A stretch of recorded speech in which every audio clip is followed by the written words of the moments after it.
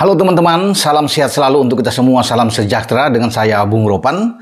Dan kali ini saya tertarik untuk bisa membahas laga seru. Ini big match, bahkan mungkin saja menjadi penentu gelar juara di Liga Premier Inggris pada musim ini 2022-2023 antara Manchester City menghadapi Arsenal. Duel ini akan berlangsung pada Rabu malam waktu setempat atau Kamis dini hari pukul 02.00. Laga dimainkan di markasnya City di Etihad. Bagi Arsenal yang bertamu, mau tidak mau mereka harus bisa memenangkan laga jika ingin masih punya nafas ke depan di dalam perburuan gelar juara. Jika kalah, ini saya boleh katakan di sini sulit mereka bisa menjadi juara. Bahkan ini bisa menjadi milik bagi Manchester City. Apalagi City kita tahu bersama masih menabung 2 laga. Arsenal sudah memainkan 32, mereka masih 30. Artinya masih ada 8 laga ke depan bagi City, termasuk laga menghadapi Arsenal. Arsenal selepas melawan City juga akan menghadapi lawan-lawan yang cukup berat buat mereka.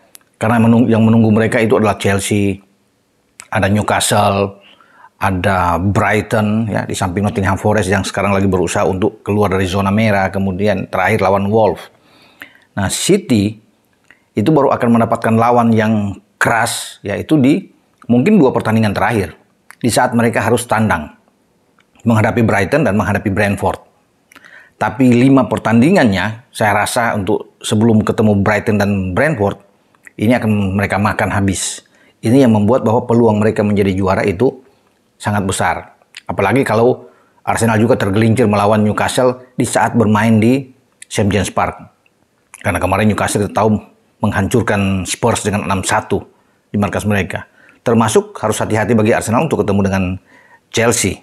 Ya, walaupun Chelsea sedang terpuruk, Chelsea ingin bangkit. Ya, dan Brighton juga menjadi batu sandungan buat mereka. Jadi makanya Arsenal harus menang. Dengan selisih sekarang 5 poin, walaupun mereka masih ada di atas dan City masih menabung 2 pertandingan, tapi ini enak. Akan melebar posisi mereka jadi 8 poin. Bagus buat mereka untuk tetap ada di atas. Tetapi kalau bicara dengan menang, walaupun musim ini Arsenal bagus, tetapi saya rasa sulit. Karena pada musim ini saja di 2 kompetisi berbeda, ya. Di Piala FA mereka tersisi, kalah dari City. Bermain di kandang sendiri saat menjamu City di Emirates mereka kalah dengan 1-3. Sekarang mereka harus tandang. Saya rasa walaupun terlalu pagi untuk mengatakan Arsenal akan berat. Memang peluang menang, ya, atau katakan seri masih terbuka. Tapi ini City yang sedang berlari kencang ingin bisa mengambil tampuk pimpinan klasemen sementara di IPL. Mereka tidak akan menyia-nyiakan di saat mereka menjamu Arsenal. Karena tugas mereka menang melawan Arsenal aman. Itu yang ada di benak Pep Guardiola.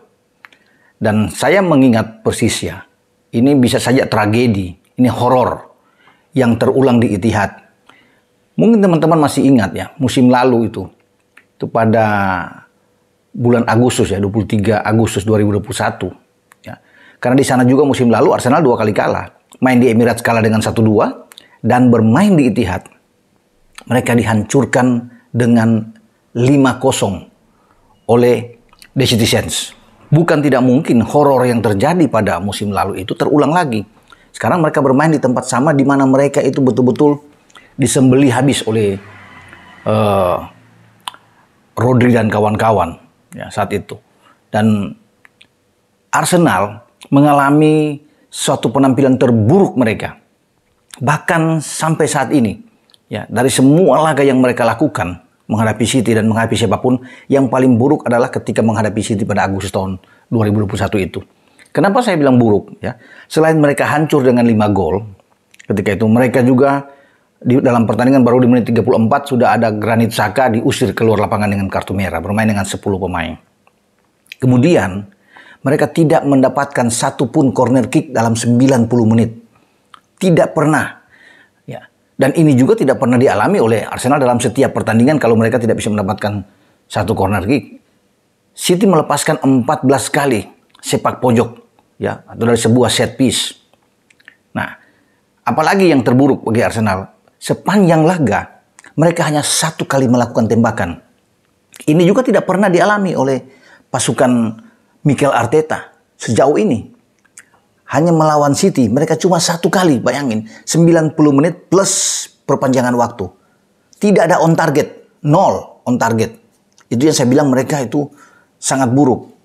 Mereka hanya melepaskan perpindahan bola itu hanya 100, nggak sampai 200. Ini pun terkecil, kalau boleh dibilang terburuk, apalagi Arsenal yang punya permainan sepak bola menyerang yang bagus.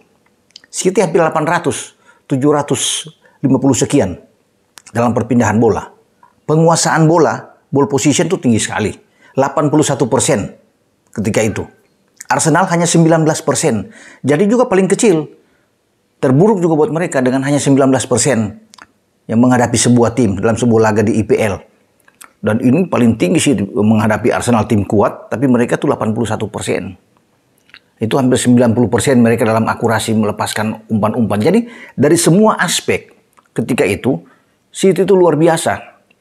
Ya, kalau melihat mereka bisa melepaskan tembakan, itu ada 25 tembakan yang mereka lakukan.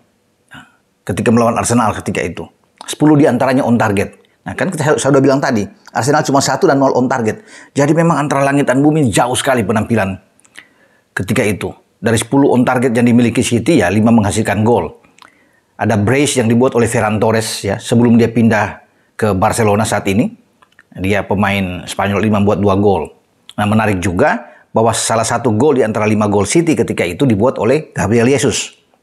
Yang saat ini sudah memakai kostum Arsenal.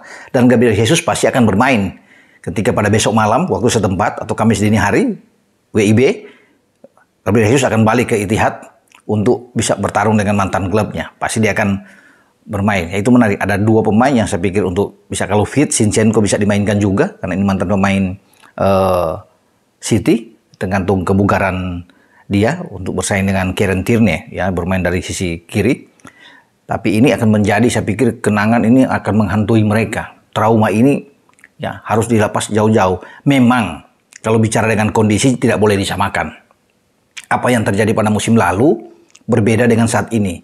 Musim ini Arsenal seakan berlari dengan kencang. Bagus. Peluang menjadi juara itu terbuka bersaing dengan City. Bahkan untuk masuk di zona Champions, untuk hadir di Liga Champions setelah 6 musim terakhir mereka itu gagal untuk bisa masuk ke pertandingan di tingkat Eropa. Itu membuat sekarang mereka sudah punya peluang itu. Sudah bisa mendapatkan itu. Tidak mungkin mereka tidak akan keluar dari 2 besar. Jadi ini suatu hal yang bagus bagi Arteta untuk membawa tim ini kembali bersaing di kancah Eropa, di UCL. Namun mereka harus fokus, konsentrasi untuk menghadapi City. Itu saya bilang, bahwa kondisi musim lalu dengan sekarang memang jauh berbeda itu. Mereka sudah tidak punya Bernd Leno yang saat ini sudah ke Fulham. Ya, kemudian juga dengan Callum Chambers yang sudah keluar. Ya, kemudian dengan Aubameyang yang sekarang sudah keluar juga, ada ke Chelsea. Sead Kolasinac juga sudah pergi ke Olympique Marseille. Ya. Dan Cedric Soares juga sudah nggak ada, sudah keluar dipinjamkan. Jadi memang berbeda. Ya, sekarang mereka sudah tim yang bagus, yang kuat. Cuma masalahnya kan mereka tidak punya Saliba saat ini, Tomiyasu yang mungkin tidak akan bermain. Nah, ini kan ada Elneny yang tidak bisa bermain. Dan mereka masih punya kesempatan ada Bukayo Saka di depan ya. Odegaard, dan Odegaard juga menjadi salah satu saksi ketika pembantaian terjadi dengan 5 gol saat itu di Etihad. Dia masih ada di sana. Bukayo Saka juga ikut di dalamnya. Emil Smith-Rowe juga ada di dalamnya, ikut bersama-sama. Ya. Dan bukan tidak mungkin ya, Pep akan menyuruh timnya untuk keluar menyerang pasti dalam penguasaan bola. Ya, ball position akan direbut oleh Manchester City. Dan City akan berusaha. Ini yakinlah, mereka akan berusaha menekan habis Arsenal. Karena kalau bermain aja di Arsenal, mereka menang dengan telak. Dengan 1-3 ketika menjadi tamu. Kemudian mereka memukul di Piala FA juga. Jadi percaya diri bagi pemain-pemain City itu luar biasa ketika mereka menyambut Arsenal. Arsenal dalam tekanan yang luar biasa di saat 3 pertandingan beruntun mengalami hasil imbang. Itu yang membuat mereka sekarang goyah. Dari Liverpool, West Ham, Soton bahkan berada di peringkat bawah klasemen sementara, hampir nyaris menang melawan mereka di Emirates sebelum mereka bisa menyamakan kedudukan ya untuk memainkan imbang. Ya, kalau mereka kalah ini lebih parah lagi saya pikir. Tapi untung masih bisa imbang. Tapi dengan hasil imbang ini juga membuat peluang bagi City untuk bisa menjadi juara menyalip mereka tuh sangat terbuka. Dengan mereka melebihi 2 pertandingan dari City dan City masih bisa menabung 2. Makanya City akan memanfaatkan laga ini untuk bisa mengalahkan mereka. Kalau bisa melihat juga dengan City, dari 5 gol City pada musim lalu itu, Ilkay Gundogan membuat 1 gol dan Rodri. Ya di samping 2 dari Ferran Torres dan 1 dari Gabriel Jesus. Kan ini menarik. Tapi 2 pemain yang masuk di babak kedua mereka, Raheem Sterling sudah keluar, sudah ke Chelsea, dan Zinchenko sekarang sudah ke Arsenal. Ya, karena ada 3 pergantian ketika itu Pep memasukkan ya, di lapangan ketika menghadapi Arsenal, dengan Mahrez juga ada. Apalagi sekarang mereka punya predator, punya monster yang sangat menakutkan di dalam kotak penalti. Ya, salah satu pemain terbaik di dunia saat ini, menurut saya, Erling Haaland. 32 gol ya, bersama dengan City, luar biasa. Ini calon perebut top skor di Liga Premier Inggris dan saya yakin dia akan menjadi top skor. Terlalu jauh dengan Harry Kane. Dan dia ada di garis depan. Ini lebih buas, saya pikir. Dengan Grealish yang semakin bagus. Apalagi Mahrez kemarin membuat hat-trick di Piala FA. Ini pemain yang oke juga. Tergantung sekarang Pep untuk melihat bagaimana dia akan memainkan. Memang mereka tidak punya Nathan Ake, tapi di belakang sudah ada Aymeric Laporte yang bisa bermain berduet dengan Ruben Dias. Ya, bersama dengan Akanji. Mereka tetap akan bermain dengan 3 back City. Kemudian kembali akan mendorong John Stones dan Rodri akan bermain dalam menjaga kedalaman permainan dengan double pivotnya. Nah, 4 yang akan bermain di garis lini serang ya tergantung Pep. Grealish sudah pasti ya untuk mendukung seorang Erling Haaland di depan.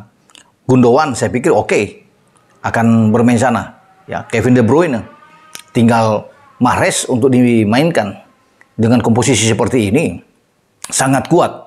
Ya, sangat menakutkan memang bagi City, apalagi mereka dituntut harus bisa menang di depan publik sendiri.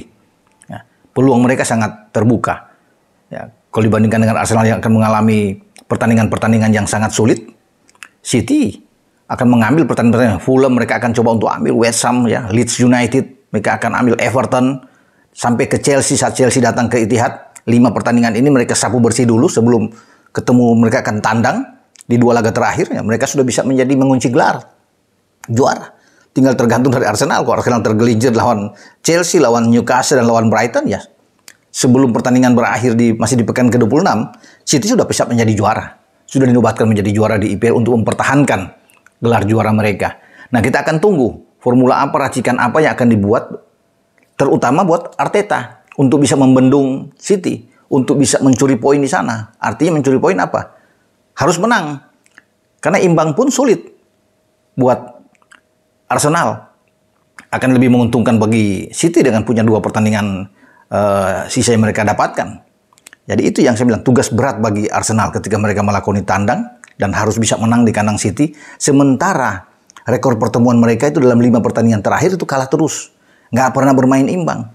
Dan tadi saya sudah bilang kan, bagaimana mereka pecundangin di permak habis pada musim lalu dengan 5-0. Bukan tidak mungkin.